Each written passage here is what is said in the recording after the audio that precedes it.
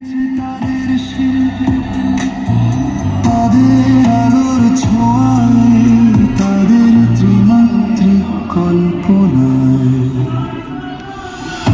এই আমাদের ভাবনা।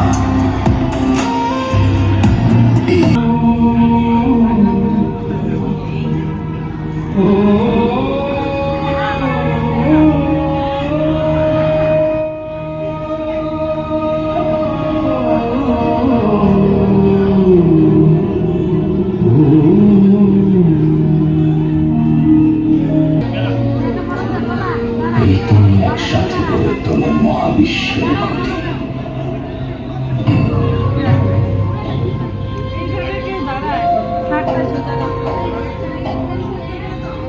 হিন্দু ধর্মের সর্বোচ্চ দেবত্বের রূপ ত্রিমূর্তি,